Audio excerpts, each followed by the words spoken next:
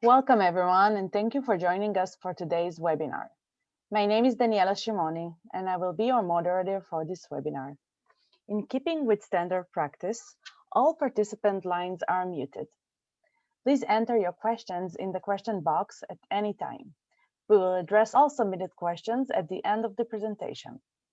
All webinar registrants will receive a follow-up email, including information on how to access a recorded version of this webinar. Today, we are presenting Manage How Should Small versus Large Water Systems Be Protected, presented by Andrew Ginter and Mike Furstenberg. Andrew Ginter is the VP of Industrial Security at Waterfall Security Solutions.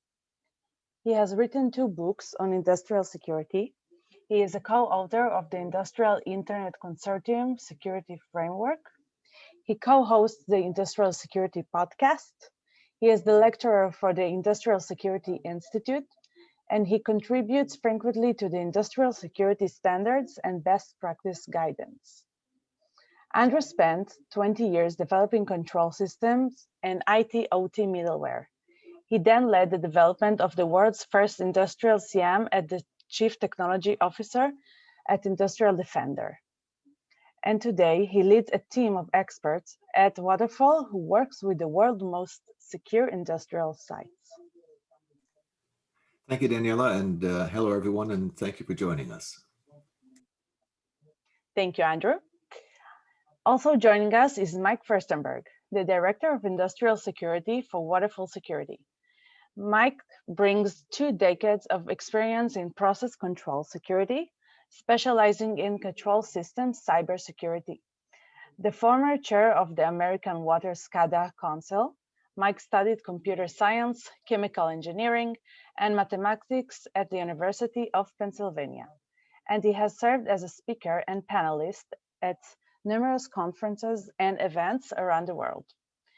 Mike participates actively in ISA. He is a member of the ICS JWG Industrial Steering Team and serves on committees that have created industrial cybersecurity guidelines and roadmaps in many sectors. Now I will turn over to Andrew and Mike. Thank you, Daniela, and hello, welcome everybody. Thank you for joining us today. There's lots of news lately about critical infrastructure cybersecurity. We've all seen the latest news cycles about the Colonial Pipeline ransomware. It's been dominating for the past week and a half, and I'd be remiss if I didn't mention it. To be honest, we're still learning about what happened. There's a lot of speculation out there that we've seen, but realistically, there's not much concrete fact to go on at this point. So we also have to note that this is far from the only thing that's happened in this realm of industrial cybersecurity of late. Leads to the question, how do we make sense of all of this? And more importantly, what do we do about it? Oldsmar. Oldsmar is back in February in Florida in the United States. Let's review what happened here. It was remote access software with connectivity to and from the internet that led to a compromise.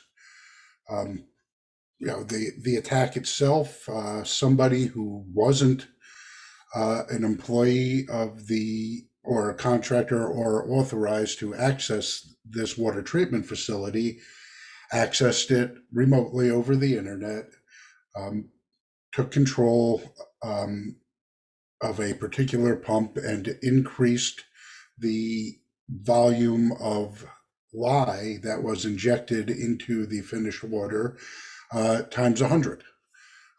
Significant. That's bad. Of course, we know that the operator saw the attack happening live, reached out to the supervisor on site, and the manager off-site and said, hey, what's going on here? Nobody knew what it was, so they sent it back, and life is good. there's a lot out there about this. There's a lot of people trying to pick on the particular vulnerable software that was attacked. And that I'm not going to do that because it could have been any remote access software. More on that later. But the fact is that what was a contributing factor, but it was far from the only factor. Open source intelligence could have been what we're talking about here as the primary factor. The integrator and the EPC, they both have pictures and network diagrams for this particular system, for this plant, for this facility online on the internet. In fact, in 2017, the EPC gave a presentation in public about the design for this system. I was in the room when they gave that presentation. It's still available on the internet. It's even in the wake of this, it hasn't been taken down. So of course the press ran with this, and it quickly became sensationalized. We all saw this as huge news in the cybersecurity realm, particularly in industrial cybersecurity. But it of course leads to a question: what did others see? How did people who aren't living their day-to-day lives in industrial cybersecurity, how did they see this attack? Did they even see it at all? Questionable. I encourage everybody to do their own research there. My research indicates not so much, but the fact is, this did get a lot of publicity. And because it did get so much publicity, it could potentially discourage others from sharing information about incidents that happen to them in the future. And we've already got a significant challenge with information sharing, and that this could make it worse. Kudos to the sheriff and to the county officials and city officials who stood up and held a public press conference and said what happened. But this could have a negative effect on the future of information sharing. Of course, those in the industry took the time to question if this attack could have even succeeded, given mechanical controls that were in place, and the volume of the finished water storage, and the controls and analyzers on the finished water itself. So there were questions of whether this could even attack, if this attack could have succeeded at all. And that the fact that this one attack was probably destined to failure, the attack was not going to succeed, it misses the point that the access was there, the access was established, and it might enable the next attack to succeed. It is important to remember that this is not the first time that our water infrastructure has come under attack. Oldsmar is not an isolated incident, is what I'm saying. We have to learn from the past. And facing facts, some of the oldest attacks referenced in any critical infrastructure come from water and wastewater, from our systems. I'm showing here, you remember Marucci-shire? Now, I do realize that a lot of people in the audience just groaned and said, "Oh, come on, you're bringing up 22-year-old stuff." And others said, "Excuse me, what's a Marucci-shire?"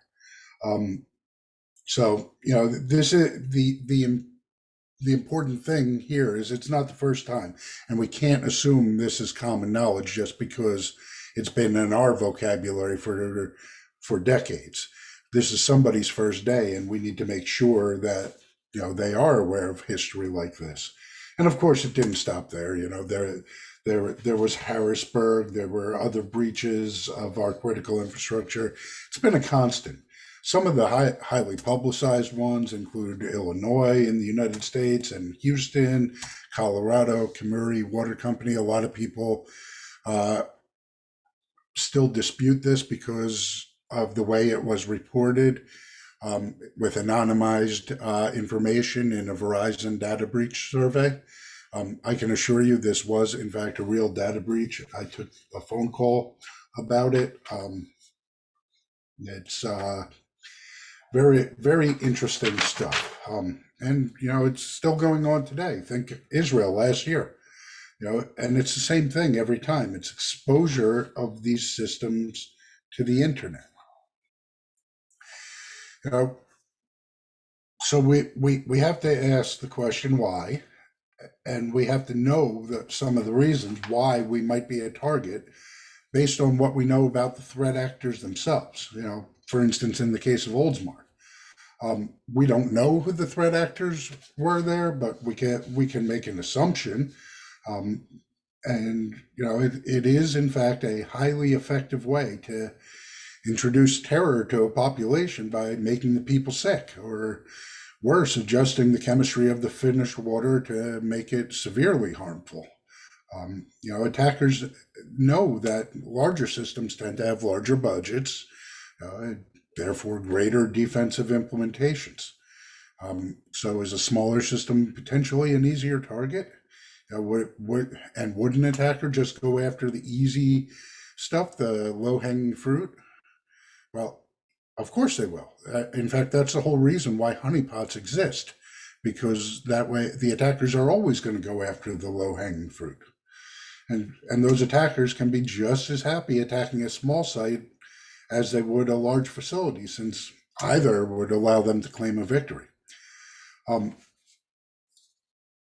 There's more to it than this. You know, that another big takeaway here is that the government can create the rules, they can create the guidelines, the regulations, but they can't reasonably protect and defend all of our water and wastewater infrastructure around the land. It's not something the government can take on as a responsibility. That they're not staffed for it, and it's not their charge. But in a sense, I'm not sure that we're asking the right question. You know, we can talk about who wants to attack us and why they want to attack us, and we can talk about why these particular technology choices were made, as if other interactive remote access software would be free of vulnerabilities. And we can talk about patch time, kidding ourselves that we can patch every vulnerability before an exploit exists for it. But what we really have to do is accept the reality that there are cyber attackers that view our systems, our water and wastewater infrastructure, as a target. And we have to ask ourselves what we're going to do to protect our safety, our reliability, our equipment, and our communities. And we have to ask ourselves hard questions like, why is interactive remote access even permitted? And we have to ask these questions not only about Oldsmar, but about all of our infrastructure. And with that, I'm going to turn it over to Andrew and Very good. Ask him to take the wheel here. Very good. Thank you, Mike. So thanks everyone joining us. We're switching gears here. Mike has sort of talked about the problem. Let's talk about what are we going to do about all this. And I'm going to talk about managing OT, or industrial cyber risk. And for anyone who's interested, the next few slides are sort of a preview of some of the next book that I'm writing on the topic of OT cyber risk management. And I plan in the book to use lots of examples from small water treatment systems. So, what is OT cyber risk? OT risk is defined as the risk of sabotage to physical operations by misusing the computers that automate those operations. The goal of OT risk management, the goal of any sort of enterprise corporate risk management program, is generally not to avoid all risks. The goal is to take reasonable risks when those risks are necessary to serve our stakeholders. The water customers, the consumers, and the municipality. If the goal was to minimize risk, most businesses would simply stop doing anything and drop their investors' money into government bonds. The trick, of course, is figuring out which risks are both reasonable and necessary.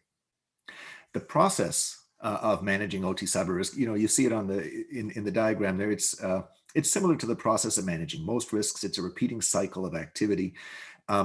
Classic risk management theory holds that there are three main things that we do with risk. We transfer the risk by purchasing insurance. We can mitigate the risk by reducing either the likelihood of the threat event occurring or by reducing the impact of that event if it occurs. Or we can do nothing. We can accept the consequences when they occur. That's called, accepting the risk. In the OT space, though, there's something else that surprises a lot of people. A little known feature of classic risk management theory is risk avoidance. A classic example is a chemical plant. If we have a chemical process where one of the inputs is very toxic, so there's a risk of a toxic discharge. If we change the chemical plant to use a different chemical reaction, to produce the same output with different inputs, and in the new reaction, if none of the inputs or the outputs is toxic, if we make that change, we avoid the risk of a toxic discharge. We get rid of the risk entirely. There simply are no toxic chemicals at the plant anymore. So, here's a spoiler for the new book and for a bunch of the next slides. There's a bunch of techniques for risk avoidance in the OT cyberspace, techniques that simply don't exist in the IT space. It turns out that a lot of OT cyber risk is much easier to avoid than it is to mitigate. And here's another tip. People imagine that cyber risk management is all about cybersecurity. But if you were listening closely, you have not heard me say the word security until just now. Yes, cybersecurity is part of OT cyber risk management, but depending on how you arrange things, cybersecurity may not be the most important tool that we use to manage OT cyber risks. On the other hand, no matter how we do things, cybersecurity is generally the most expensive tool in our toolbox. So maybe not the most effective, but generally the most expensive.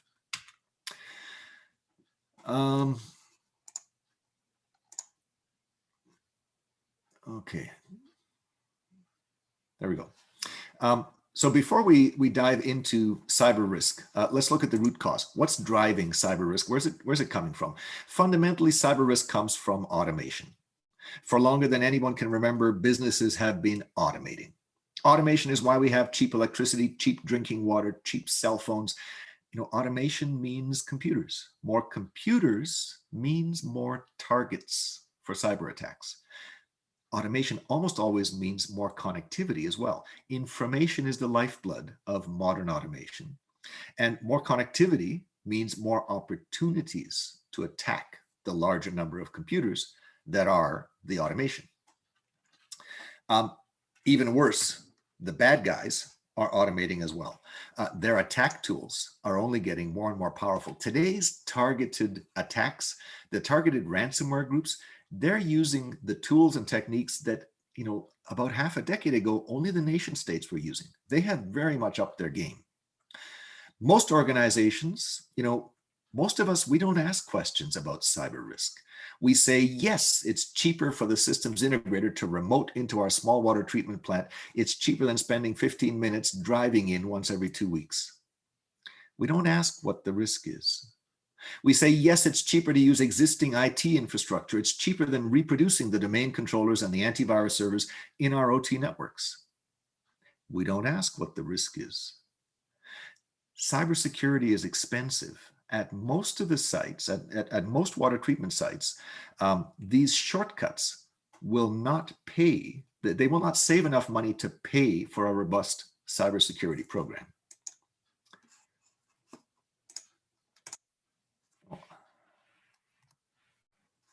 Now, before I dive into details on risk avoidance, I want to take a little bit of a detour into some common risk management mistakes that people make. Let me just touch on a couple of these. Again, there'll be more detail on all of these in the book.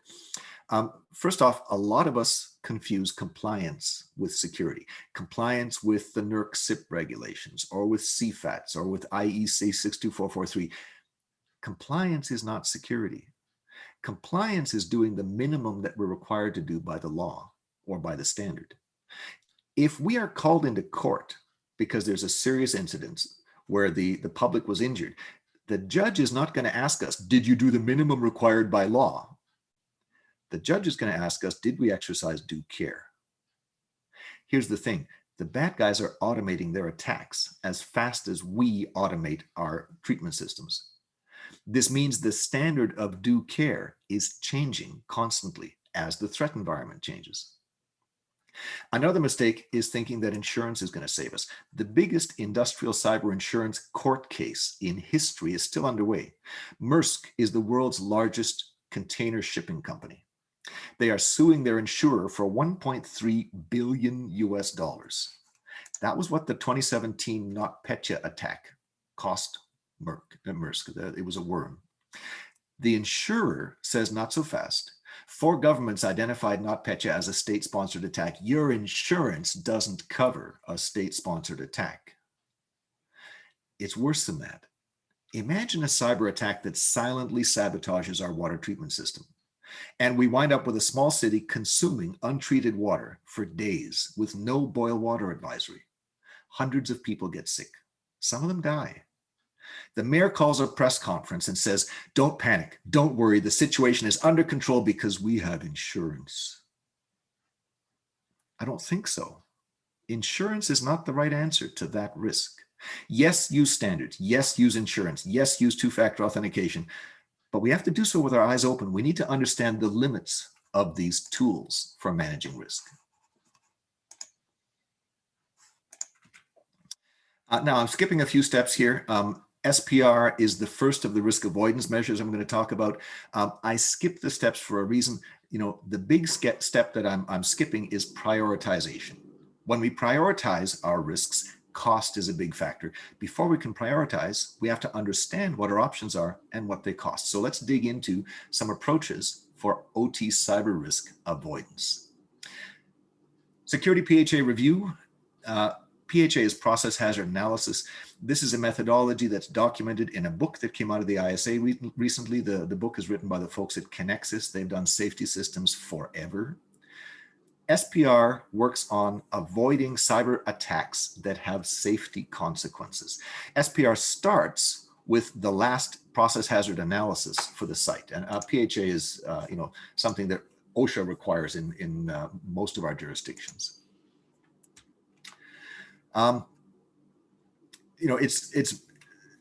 It's required when there's risks to worker safety or public safety if we mess up. Oh, let's hang it. Sorry, I'm goofing up here. So a security PHA review looks at the spreadsheet that is the result of the process hazard analysis.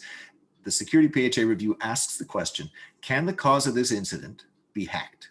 And more importantly, are the safeguards that prevent each undesirable outcome, are the safeguards for these incidents hackable? And by hackable, we generally mean connected to a routable network, connected to an Ethernet network. The methodology tells us, look, if the mitigation for the threat can be hacked, then we need to use something stronger. Hackable safety mitigations are suboptimal.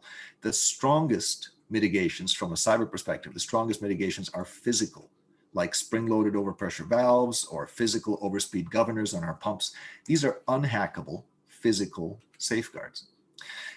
When physical mitigations are not possible, then SPR tells us we're going to have to deploy some protections for the computers that are preventing these dangerous outcomes. The strength of those protections that we're going to deploy, they have to match up to the severity of the worst case safety consequences.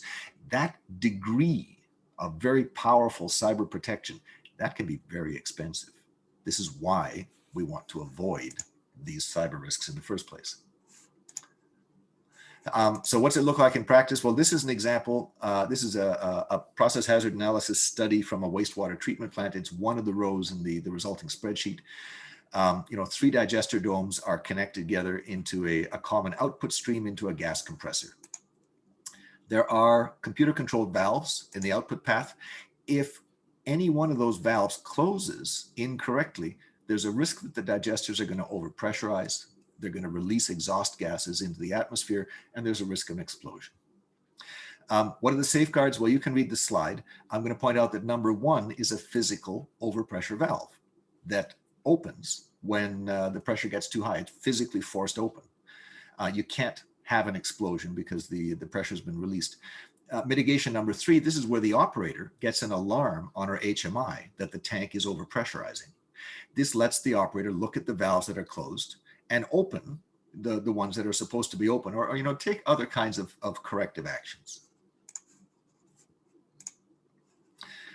Here's how the spreadsheet changes during the cybersecurity review. We add a column that says whether the safeguards are hackable. Safeguard number one, the physical relief valve, it's spring-loaded. It has no CPU. It's not hackable. It's going to do its job no matter what cyber attack is launched at the system. Safeguard number three is the operator HMI. That has a CPU. It's connected to a network. If we interfere with the HMI, so the HMI does not show the high pressure alarm, well, we can impair the operator's response to the safety condition. So this safeguard is hackable. The bottom line for this row of the spreadsheet, there is at least one unhackable safeguard. Number one is unhackable. Now, if all the safeguards for a safety event are hackable, we should really ask the question, can we not install an unhackable safeguard here, like an overpressure valve? If we can, well, that's great. Do it and we're done.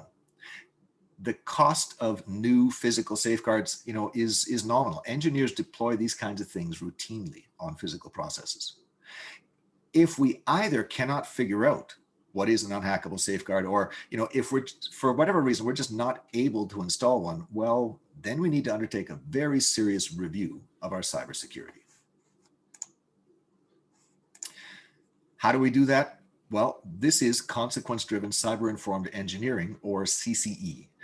It's a brand new book from our friends at Idaho National Labs. It's available as of January of this year. CCE recommends that we look at worst-case scenarios, not the high-frequency, low-impact scenarios, the worst-case, low-frequency, high-impact scenarios, just like SPR did. CCE says, pick a handful of the worst of these nasty scenarios, 4 or 5, for the first budget cycle. And then just like Security PHA Review, CCE says, look, whenever you can, use physical, unhackable protections as much as possible. But CCE goes further than SPR. CCE says it's not just about safety. CCE expands the scope of the analysis to look at consequences that might damage vital physical equipment, or consequences that might drive the enterprise out of business. These are also very serious consequences. And CCE reminds us that it's not just physical analog mitigations that are unhackable. Some digital mitigations are unhackable as well. For example, a custom circuit board with gates and transistors, or a gate array chip. These are both digital mitigations without being cyber. The difference is the CPU. CPUs execute instructions. Instructions are information. If we can tamper with the information, if we can tamper with the instructions, if we can trick the CPU into executing our data, well then, the CPU is just as happy to encrypt our hard drives instead of doing something useful, like rendering high pressure alarms. So, this is digital. It's a circuit, an electric circuit that can't be hacked. When neither safety mitigations nor these digital mitigations are possible, CCE says, look, we're going to need to do a very detailed, very expensive software-based risk assessment and mitigation process. Now, I spoke to the author of the book. They maintain that their risk assessment process is actually quite affordable. It's because they're comparing it to military-grade risk assessments. If you look at the risk assessments that most water systems do on their systems, this is a much more thorough, quite a bit more expensive process. It says we have to understand what assets we're protecting. We have to understand how those assets communicate. We have to understand all of the attack paths that would lead to undesirable consequences. And we have to take steps to mitigate every one of those attack paths. This brings us, don't let me sound like I'm criticizing CCE. It's a brilliant book. It says this is how to do a risk assessment right. problem is, as I said, cybersecurity is expensive. Brings us to our third risk avoidance method, secure operations technology. This is the methodology that I describe in my 2019 book that has the same name. And just so you know, the methodology I describe is not something I invented. At Waterfall Security, we serve the world's most secure industrial sites. In the book here, I document what I see those sites doing. I document what they do differently from what everybody else does. The emphasis of the book is not safety, it's not equipment protection, it's reliable operations. Because think about it, what does the safety system do when it discovers an unsafe condition? It returns the physical process as quickly as possible to a safe state, usually by shutting us down. What does a protective relay do when it detects a fault condition in the electric system, a fault condition that might damage one of our pumps? It interrupts the power. It turns the pump off. It returns us to a safe state by shutting us down. What are the goals for our OT cyber risk management program? Well, yes, we want to prevent safety incidents. Yes, we want to prevent equipment damage, but we also need to keep clean water in the system, don't we? And we need to avoid eliminating, untreated water back into the ecosystem. How do we do that? Well, remember the third law of industrial security from my first book: all cyber attacks are information. Every last bit of information can be an attack. How do we avoid those attacks? If we can eliminate completely the information that flows into our water treatment system, then we can eliminate all risk of online attacks. And all of the modern nation state attacks, the targeted ransomware attacks, are online attacks. What is the methodology? What do I see these sites doing? They start with an inventory of all of the ways that information can move into an industrial site. A comprehensive inventory of incoming information flows is also a comprehensive inventory of cyber attack vectors. SecOT sites, they produce this inventory both for online information flows, like through a firewall, and for offline information flows, like USB drives and laptops being carried into the site. Once they have that inventory, they systematically set about controlling all of those information flows. And just like SPR and CCE, SecOT tells us to use unhackable physical mitigations wherever possible to control the information flows. Now, some of these mitigations, like the removable media controls, some of these mitigations are going to seem pretty familiar to most of us. What surprises most people is the controls for online information flows. These sites forbid firewalls between control critical networks and non-critical networks. SecOT sites, they allow only unidirectional security gateways at those interfaces between critical and non-critical networks. And usually this is the IT-OT interface. It's the interface between the industrial network and the business network. Now, don't get me wrong, SecOT sites still use a lot of firewalls inside the control network. They use even more firewalls outside the control network in their business network. But most of these sites, they deploy one layer of unidirectional gateway. They replace the layer of firewalls between the control critical and the business networks. Now, for anyone not familiar with the gateways, a unidirectional gateway is a combination of hardware and software. Everything in the red box there is the gateway. Usually it ships as a single hardware unit, but I've called it out as 3 units to make it clear that, yeah, there's some special one-way hardware in the center, and then there's a CPU on either end.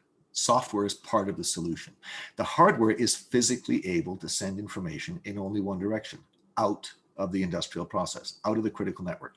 That hardware is not physically able to send anything back into the network. The software makes copies of servers and emulates devices. The users on the outside of the network, the enterprise users, they use the copies. They interact normally, they interact bidirectionally with the copies on the enterprise network. For example, let's say there's a Wonderware historian database on the industrial network, and there's an identical historian database on the enterprise network. All of the data from the industrial Wonderware, the industrial historian, is going to show up in the enterprise historian, a few tens or hundreds of milliseconds later. The enterprise users are going to use the enterprise historian. The enterprise systems are going to use the enterprise historian. How do they know they're working with a copy? They don't. What they see is a wonderware historian. It has all the data in it that they expect. All the data that's allowed to be shared with the business is there in the historian. But the gateway hardware, unlike a firewall, the hardware can only send information one way, out to the enterprise. It does not matter what ransomware, what other chaos might consume the enterprise network. Nothing gets back in to mess with operations.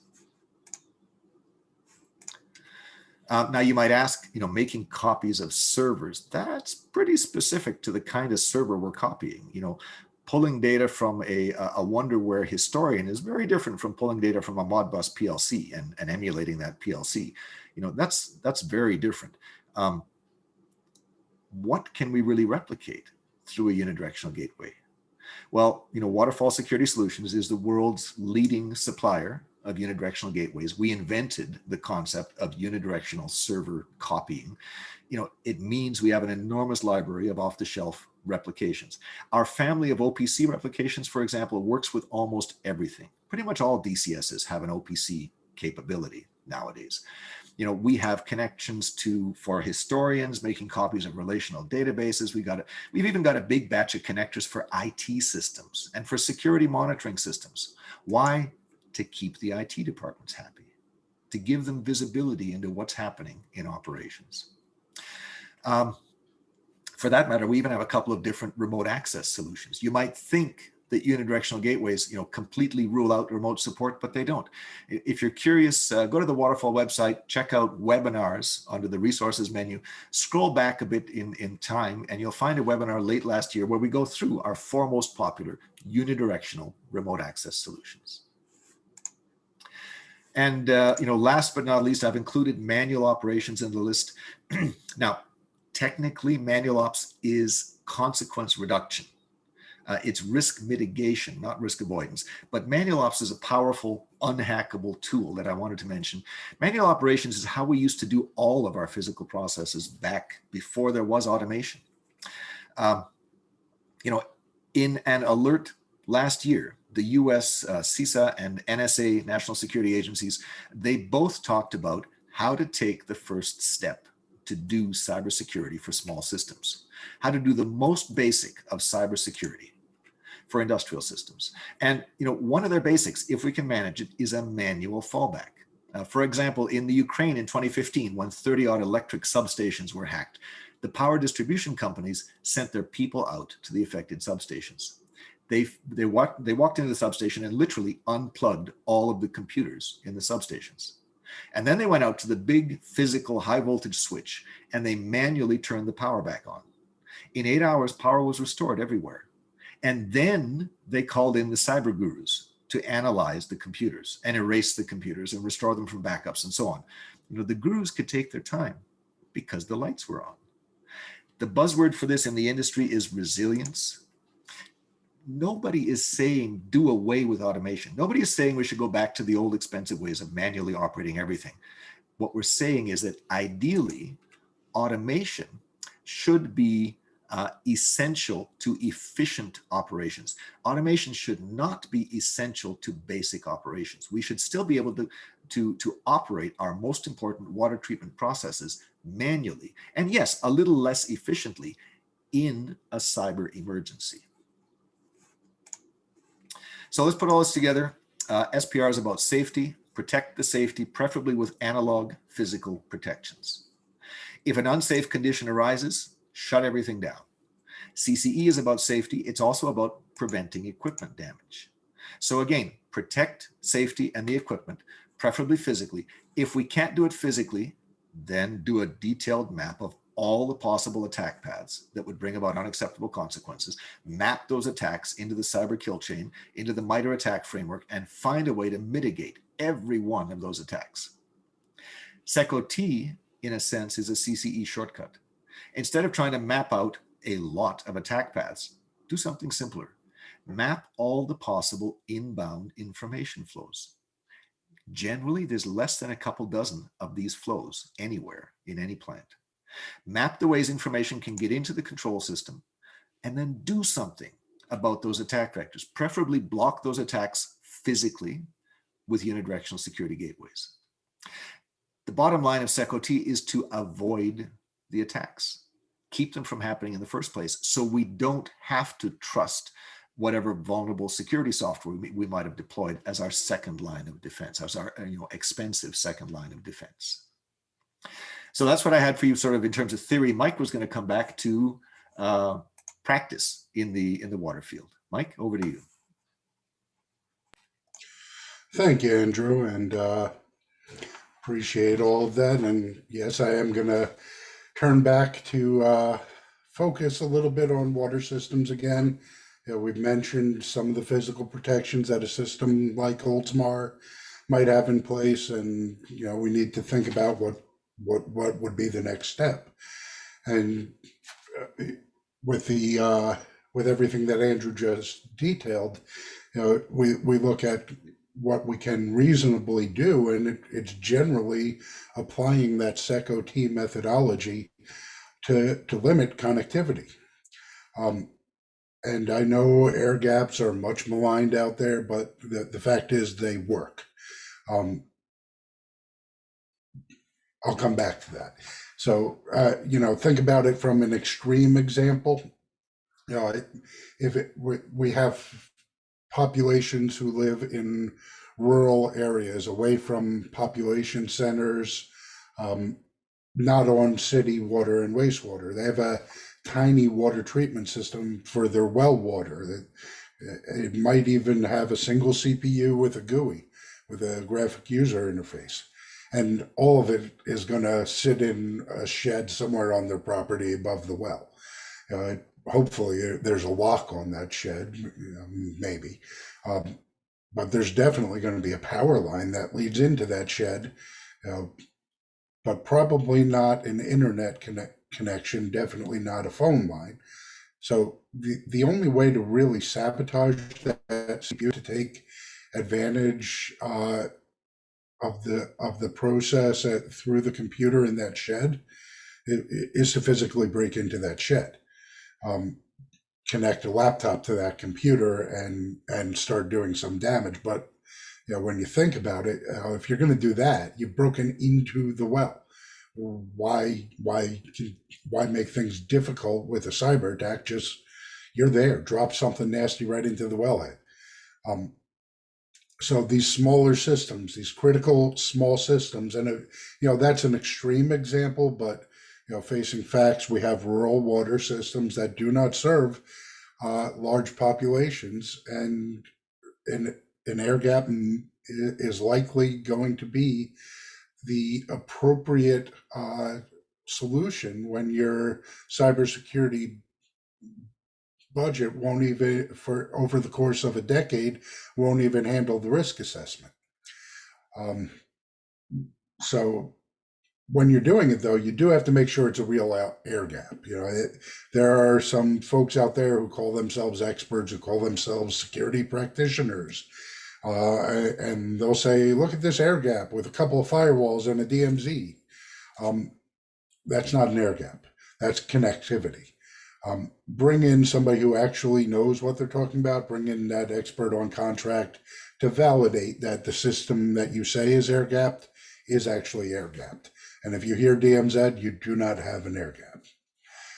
Locks and glue, where it's appropriate, it works. Physical access controls. You don't want people plugging their mobile phone into the HMI to get a charge, and leaking some sort of malware into the control system network. And yes, that does happen. I have seen it happen. Contract terms, you can use contract terms with big penalties. You don't have to reinvent this. There's been guidance out there since 2006 with the actual contractual language that you can just use. It's free. It's available to you to use. Check that out at the multi-state ISAC. And of course, there's always antivirus where you can. Sometimes it might have to be a kiosk or a little computer on the IT network that scans USB drives for malware on the way in. But you're going to have to do it. It's irresponsible not to, but you have to do it in a responsible way. You can't take up the processing power on the HMI or the controller to run antivirus on it. And of course, don't ever allow laptops in. External laptops that get carried in, those aren't just laptops, they're removable media. So all the tools that the engineers need to maintain the system, put it on a permanent engineering workstation. That's the way to go. Yeah, we do it. We do that when we can. It is generally appropriate to put those limits on USB and other removable media. We have to make sure we're treating external laptops as removable media as well. Patching, yeah, patching is important. You do need to put your security updates on these critical systems after they've been appropriately tested and validated for the system that they're going to work in. You have to make sure there's nothing nasty coming in with that update, or nothing that could affect the reliable operation or the safe operation of the process that we're charged with protecting. You do it when you can afford it. We can't patch just because it's Tuesday. This is a different world with different risks, which is why Andrew went through the different risk methodologies. We do need incident response capabilities.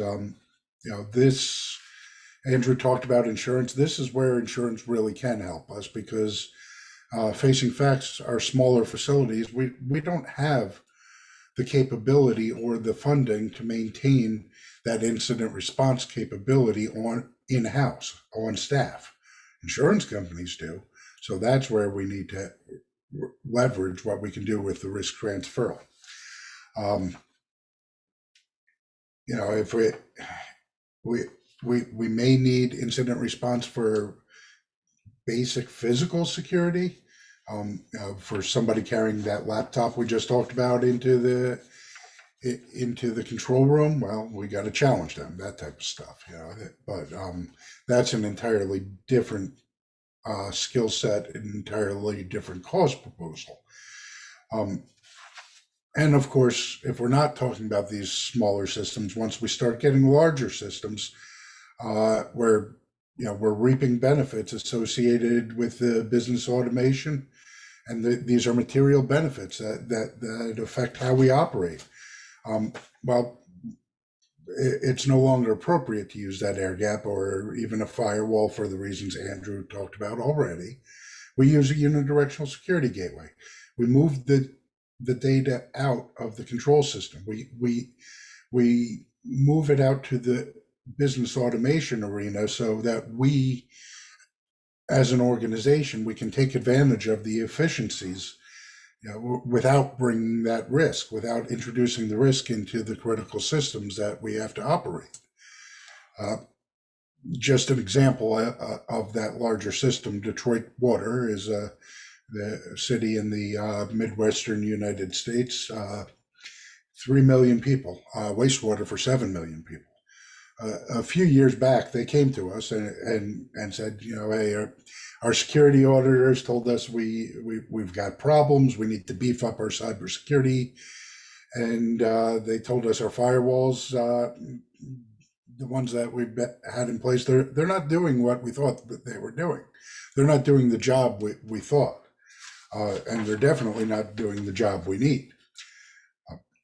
But they said we can't use an air gap. There's too much money at stake from efficiency perspective. When you're talking about hydraulic modeling, and of course that system's out on the IT network, on the city network. We're talking about millions of dollars a year in cost savings when it comes to power, electricity.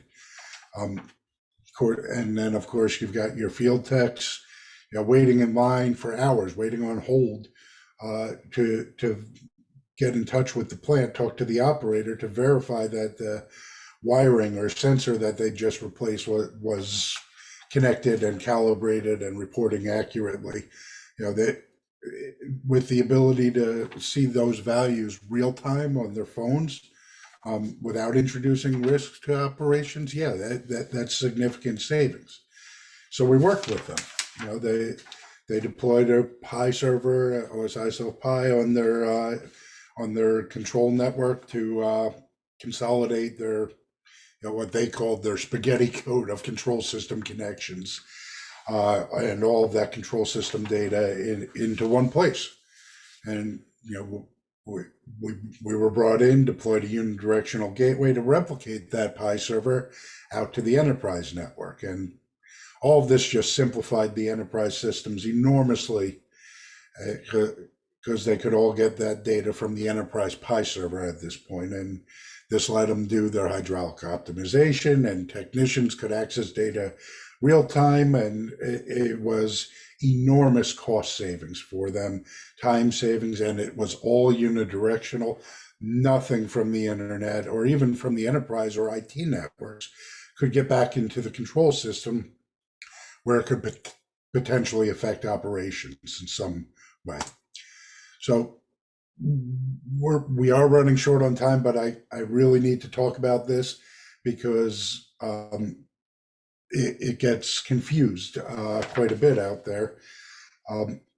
When risk managers recommend these risk avoidance technologies and techniques that Andrew's detailed here today, they start to implement them, pushback happens. We all know this. Different stakeholders come back and tell us different reasons why this will never work. And so, we've got to talk about a reverse lottery, an argument here that holds water, so to speak. In a regular lottery, we spend a little money on a chance to win big. And the reverse lottery is the opposite of this. It's we don't put money in with a chance to save a little money day by day, with the hopes of winning big. Think of it like a parking meter. You feed the meter, and I realize I'm dating myself by saying put a quarter in the meter, but you feed the meter to avoid getting that huge fine associated with a parking ticket. But the fact is, today with the ransomware, and we think about what we've seen over the last week and a half and other attacks like it, the loss can be significant, millions. It's not like getting a parking ticket anymore. It's like having our Mercedes towed away to the wreckers and crushed, so it's not even recoverable. It's not the same thing anymore. Yes, that's an extreme example, but we need to do security. It's coming back to the process control arena. It's think of it like safety systems. Say someone comes in and says, yeah, we need to do this security thing. I get it, but we also need to reprogram our safety systems, and we need to be able to do it remotely, because I don't want to have to walk to the plant building, to the outbuilding every 2 weeks. We're not going to take that. That's massive risk exposure, and it saves minuscule amounts of time and money. Nobody's going to accept that. So, when you hear this type of argument, you have to talk to your objector reasonably and ask them to look at the ROI in a different way. To imagine that we've already got the security in place and we've been using it for 3 years. And we have the unhackable safeties that Andrew talked about, and the equipment protection and unidirectional protection for our critical systems, and strict control over USB and everything. And now we have to ask them for the ROI instead of what you're thinking about and what you're proposing. Do the ROI for relaxing that real security. do the ROI for accepting all that risk that you're just proposing back into our business for such a tiny savings? Obviously, it's not going to happen. So real quickly, some resources that we've got for you that we've mentioned here today. If you want to dig deeper into any of this material, the joint CISA and SA report that's highlighted here, it's AA 20-205A. Just Google that, it's easier. There's a table of ransomware that Andrew referenced earlier. That comes from an ebook that's available on the Waterfall website, waterfall-security.com. And of course, a couple of the books that Andrew talked about, the Security PHA is available through the ISA store or on Amazon.com. Go to the ISA store, it's cheaper there. The CCE book available also on Amazon or through the publisher's website. Andrew's book is available on Amazon. Everything's available on Amazon, but you could also, because you're here today, because you now know about it, go to waterfall-security.com/sec-ot. You can ask Waterfall is sending out a copy of those books at no cost as a courtesy to the community, because it does help us all come up to speed here. And of course, if you want a copy of this presentation, our emails will be on the last page. Just drop me a line. Other insights, the podcast. These are very useful. Andrew's the co-host of this industrial security podcast. Every week or so, different guest talking about their view of industrial security. Coming up on episode number 60 already. So you wouldn't think there are so many experts out there in the world, but there are. You can find that podcast through your favorite podcast app. And of course, the Industrial Security Institute. Andrew and I are both lecturers for this new educational video series that talks about industrial security. You can find it through the Waterfall website. That's the easiest way. It's also on YouTube. Real quickly, because we're running short on time, a few words about Waterfall. We are the OT security company. As Andrew said, we invented the industrial application of unidirectional security gateways, and we've got an entire family of products based on this, either based on our flagship unidirectional security gateway or built to complement the gateways. And we are a technology vendor, so we sell products, not consulting. So if you want to sit down with a unidirectional expert to talk about your needs, to see whether and how a unidirectional gateway might be able to help you, well, there's no charge for that. We're not consultants. Reach out to me or go to the contact us page on the website. That's easier. We can set up a free appointment. So there's our email addresses. Real quickly, wrapping up. If we can manage manual operations, well, it's not the most efficient way to operate, but at least we're operating. So it takes the heat off. It lets us do that incident response and recovery properly.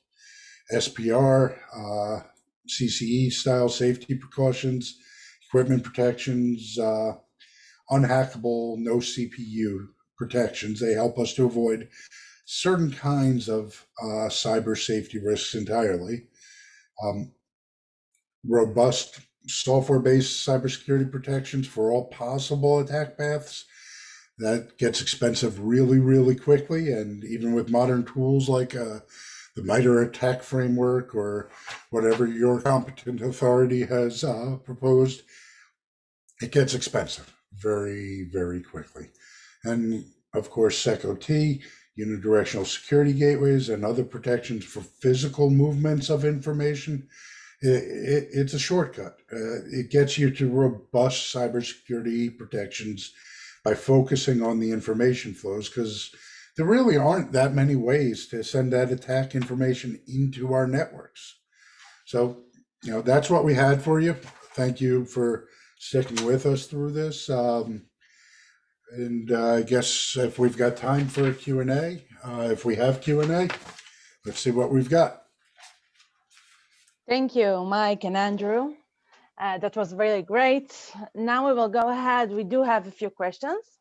I just want to mention again that we will do our best to answer all questions. We'll follow up on all questions to make sure that your questions get answered. So let's go to our first question. How can you do monitoring on an air gap system, and isn't it expensive? Let me jump in on that one.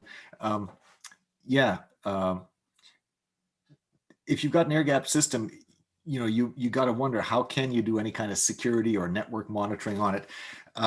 There's a couple of answers there. One part of it is what you need is a unidirectional connection into your system, so you can see what's going on. You can monitor what's going on without the risk that attacks are going to come in. So Waterfall has a product called Waterfall for IDS. It has no CPUs. It's sort of a stripped down unidirectional gateway. It's hardware only, and it sits between a network mirror port and an external intrusion detection sensor, so you can monitor the network unidirectionally without risk. There was something in the question about cost. For a small water system, it's generally not practical to have an in-house security operations center. You're generally going to want to outsource this monitoring function. If you're going to outsource it, if you're going to pay someone else to monitor your network, make it clear. I mean, if you've got an air gap network, if you've got a unidirectionally protected network, make it clear to the monitoring company that your highest priority, your first priority is, tell me about the use of removable media. Tell me about if some fool connects their laptop to my control network. Those are the alarms. I want a phone call for every one of them, so that I can send a security guard in there and remind whoever's doing that of their contractual obligation not to do it. So, if you contract with a sort of a regular IT outsourced security monitoring provider, they might not prioritize those alarms. They might say, oh, we're going to tell you if a targeted attack with targeted ransomware with nation state blah blah blahs is coming after you. Yeah, do that too. But first, I want the basics. Give me the basics. Nobody should be carrying information into my network and putting it at risk.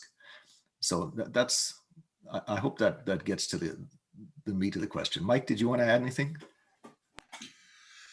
No, I think you've got it on point there.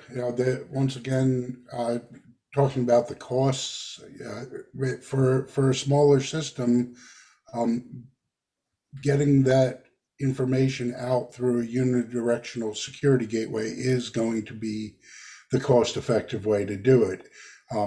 With the one-time capital expense recoverable in rates, rather than the ongoing operating expenses associated with the other solutions that have been proposed.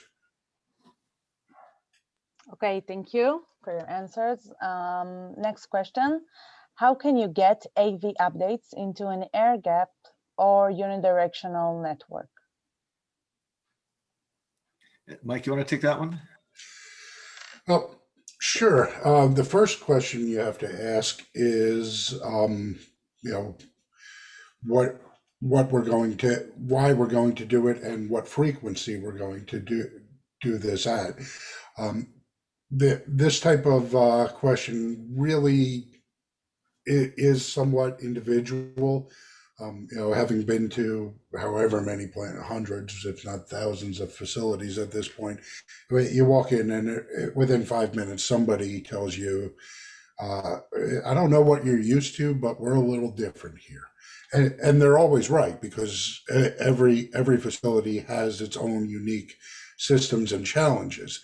But turning back to the antivirus, because it is unique, because each system is unique, it really does mean we need to sit down at a whiteboard or a virtual whiteboard in today's world, and figure out what is the appropriate way to get these updates in. I'm not saying don't do antivirus, and we all know that out of date antivirus is it's questionable if it's any better than no antivirus. But so we do need to keep our antivirus up to date. But how are we going to do it? Do we need an automated methodology to do that when we're testing for a month before we apply the latest updates? So we're in a month-long process of testing and review. We've saved ourselves 2 minutes by automating the update process. We have to really consider if that investment is worthwhile, or if we want to look at doing it manually.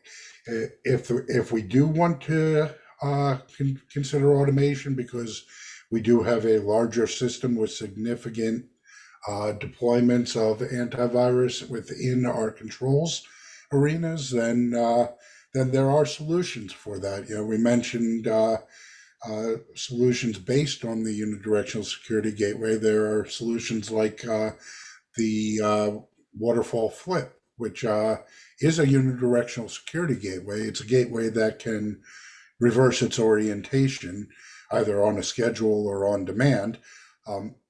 But you could flip to replicate the approved antivirus updates into a protected control system network, where the control system network's antivirus management will then deploy these updates on its schedule as appropriate for the operations. But all of this comes back down to a risk decision that Andrew highlighted. What's appropriate? What's appropriate for our individual system? There isn't a one-size-fits-all answer to that question. Yeah, let me add to that. Just one other point. It often makes sense to prioritize which systems should be protected by antivirus. I mean, Mike talked about an antivirus server sort of as a kiosk at the entrance to the secure network area, the secure control area, so that you don't carry stuff into that area. You don't carry a USB or a CD drive into that area without having scanned it first. And that device is out on the IT network. It's easy to automatic update. It can be kept right up to the date with patches, with everything. It should have one thing to do, and that's scan stuff coming in. It should not do anything else. It should be locked down 9 ways to Sunday. On the inside network, what's the priority for antivirus? Antivirus, is a hard fit with some control system components. It just doesn't work on a lot of PLCs. What should you be antivirusing?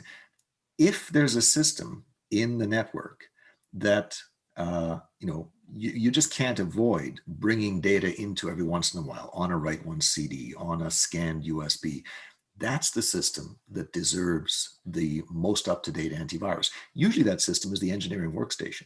Keep it up to date, keep it patched, keep it antivirused. It's the system that is sort of the interface for new information entering the control system. It should be patched 9 ways to Sunday. If you install a security update on the engineering workstation and it blue screens, the rest of the process still works. We've just delayed whatever upgrade that we had in mind. So yeah, prioritize where you're going to put the antivirus and what systems need to be patched most aggressively. Okay, thank you. Let's go to our last questions for now because of time limitation. How can you set up a TLC encrypted connecting through a unidirectional gateway? I think they might have meant TLS. TLS, yes, sorry. Yeah. So once again, it comes down to a risk decision. Can you? Of course. Why would you want to? Is the next question. When we think about TLS encryption, we're typically using TLS. We use it all the time with our web browsers, and we use it for confidentiality of data and transmission over a network that we have no control over. If the network is 2 meters long and contained within our building, we have to ask ourselves if it's worthwhile, given the overhead and processor and time, to implement that that encryption. That Now, is it possible? Of course, it's possible. Of course, we have some folks who do that because they're not so much after the confidentiality. They may be after data integrity for across the wire, and usually that's less associated with a business need and more associated with a regulatory reporting need. I don't mean anything like related to a NIST directive, but think more of a competent authorities regulations and requirements for reporting on water quality and so on. So yes, it can be done, but before we do it, once again, it comes down to that question of why would we do it? If we're just turning on TLS because, well, that's what we always do.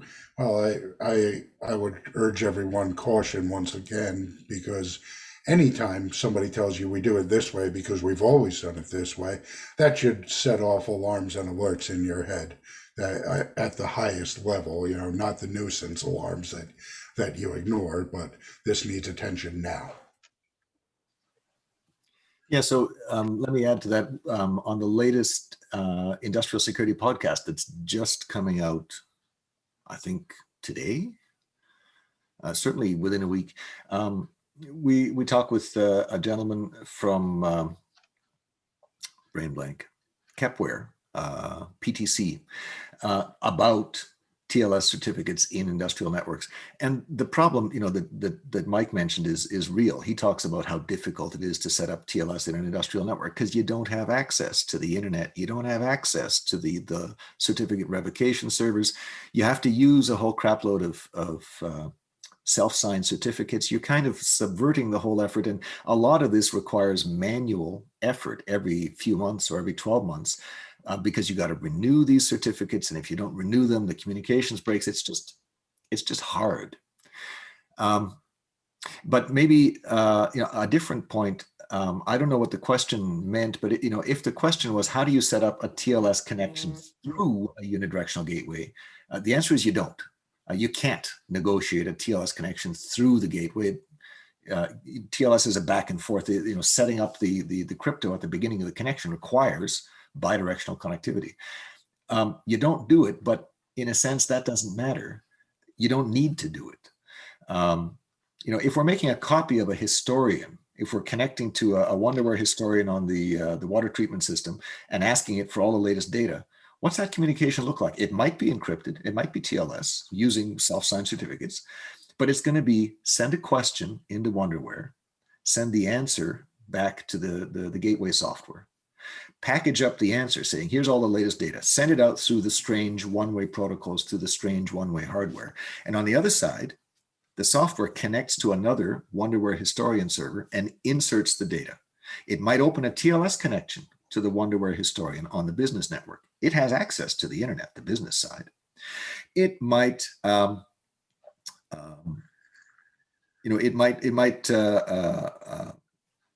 do all of the certificate revocation checks. When it connects to that historian server, what's that communication look like? It's going to be insert command and then an acknowledgement. So on the one side, it's query response. On the other one, it's insert response. These are two different connections with completely different communications on them, different encryption keys, different everything. It's not one connection that passes through the gateway. That's not what they do. The gateways are not firewalls. They don't forward network traffic. They gather traffic on one side and they publish it on the other side. And the gathering conversation and the publishing conversation are two different TLS connections. It looks like there's a TLS going through the gateway, but it's not. The one connection ends on the inside because we've achieved the purpose of the connection, which is to gather the data. And the other one starts on the outside, and its purpose is to connect to the other historian and publish the data. So you don't need TLS connection going through the gateway. Okay, thank you again, Andrew and Mike. This was very enlightening and interesting. I want to thank everyone. We appreciate you being here today. We will send a follow-up email to all registrants, including information on how to access a recorded version of this webinar, as well as registration information for the upcoming webinars on other topics. Thanks again for joining us today, and we hope to see you again next time. Andrew and Mike, last words from your side? I just want to say thank you for everyone. And yeah, if you've got questions that you weren't comfortable asking in an open forum like this, you've got our emails there. Give us an email, connect with me on LinkedIn, and we can have a private conversation about whatever concerns you. Thanks so much. Absolutely. Well said. We will maintain your privacy. So please do reach out.